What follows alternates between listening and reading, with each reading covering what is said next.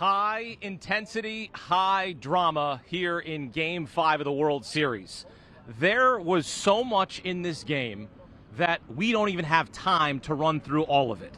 There was so much intensity in this game. Like, let's first talk about the fact that Yuli Gurriel gets injured. Trey Mancini replaces him. Kyle Schwarber hits a rocket to first that would have been a double. Makes the play of his life. Trey Mancini 0 for 18 this postseason. Then Chas McCormick with the catch of his life in center in the ninth inning. What did we just watch? That was one of the greatest World Series games I've ever watched in person. Yeah, it certainly was, and it was certainly the best game of this 5-game World Series so far. Let's start with Justin Verlander, though, because he was magnificent. He gave up a home run to Kyle Schwarber to start the game, and you all sat there going, uh-oh, here we go again.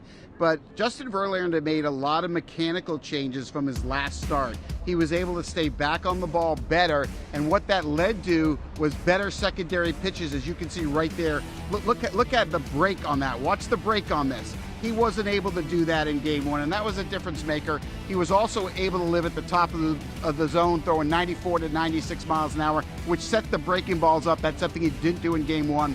He went 5 innings in this game, only gave up a run, and got his first World Series win of his career. This was a huge night, and give Dusty Baker credit, the manager took him out after 5 innings, which was the right call because he had already gone around that lineup the third time, the top 5 guys. And so great managing by Dusty Baker, and for Justin Verlander, finally that first World Series win. Yeah, he gives up the home run to Kyle Schwarber in the first, up in the zone, and you still don't want to go there. But also, he pitches around trouble in the 5th against Nick Castellanos, a 10-pitch at bat, and gets him to fly out.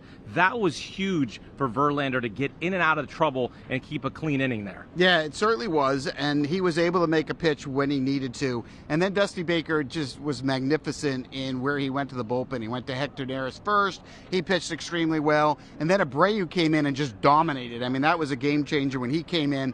Montero would follow him. Montero would struggle a little bit, so he called on Ryan Pressly, his closer, to go an inning and 2/3. And Pressly has done the same thing he did the whole offseason. Didn't give up a run. Just dominated, but he certainly was helped by defense. Yeah, he was helped by defense for sure, by Trey Mancini and Chas McCormick. The bullpen in all goes 4 innings, 2 hits, 1 earned, as Ryan Pressly gets the 5-out save.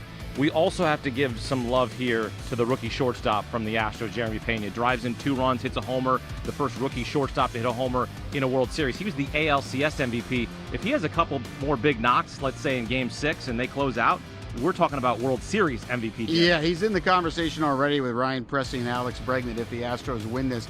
Jeremy Pena, look, I mean, this guy drove in 2 of the 3 runs in this game, including the home run. And then you talk about Yordan Alvarez, who had a good at-bat on that ground ball to first base to get that next RBI, and that represented the 3 runs that the Astros got in this game. Yeah, in terms of the Phillies, they had their chances. They really did.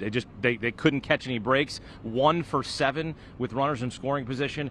Rhys Hoskins 0 for 5, 4 strikeouts. JT Realmuto 0 for 5, 3 strikeouts. The top of the lineup. Bryce Harper a couple walks, got hit by a pitch, but no production outside of Kyle Schwarber. Yeah, and you got to give credit to the Astros pitching. They threw Rhys Hoskins sliders almost every pitch until they finally struck him out the last time on a fastball at the top of the zone because he was looking slider, which I would too, because that was the game plan against him. It was slider, slider, slider, and it was effective. And look, this Astros bullpen is the best in Major League Baseball, and they show that why. And now they have a 3-2 lead. They go back to Houston, just 1 win away from a world championship, which would be Dusty Baker's first world championship, something he's never been able to do in his career. All right, so let's set the scene here for Game 6, which moves to Houston on Saturday. It's Zach Wheeler against Framber Valdez, a rematch of Game 2. Valdez won that game. They have not lost a game when he's pitched this postseason. So what would make you think that he would lose on Saturday? Well, he's going against Zach Wheeler, and if you saw Zach Wheeler's 2 starts before his World Series start in Game 2, he only made 2 mistakes and pitched 7 innings in each of those starts. So Wheeler can be just as dominant as Framber Valdez is. This is a great pitching matchup. Now, the problem with Wheeler in Game 2 is his velocity was down 2 miles an hour. This was a concern.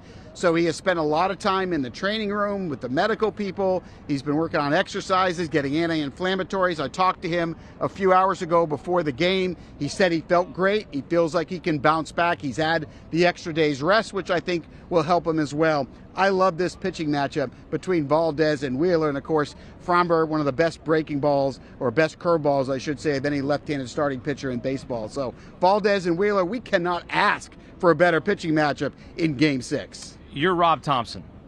Your team has had their backs against the wall all season. Relentless. They've always been resilient. Game in and game out. They were the last National League team standing. Third wild card team. Fire Joe Girardi. Make Rob Thompson the skipper. You are now one loss away from elimination. What's the message now from Rob Thompson? This team is not supposed to be here, but they have a chance still. There's still a chance here. Well, the way you're Rob Thompson, when you tell your players we're only 2 wins away from a world championship. That's all that is. So you don't worry about this. This is what the Phillies have done all year long. They are relentless, and they're not going to give up. And they have the type of offense where they can come back and win the next 2 games. You know, home field advantage isn't that big of a deal. When you look at baseball, the last time the home team got to win at home was 2013 at Fenway Park when the Boston Red Sox did it. So, look, we got a long way to go in this series. It's not over because it's 3 games to 2. Well, it certainly felt like that in the ballpark at the end of this game because it was certainly a disappointing scene from 46,000 fans here at Citizens Bank Park. The Astros continue to do what they've been doing all postseason, and that's win close games. They improved to 5-1 in 1-run games, and now 1 win away from their second World Series in 6 years. We take a peek ahead to what's coming in Game 6. The guys talked about how good the pitching matchup is going to be. Zach Wheeler, Framber Valdez, and Houston has won 2 World Series games in a row. A 3rd consecutive will make them World Series champions this weekend. Do you want a sports network that delivers everything that matters about the game? The highlights, the picks, the instant analysis, no yelling, no fake debates, no politics.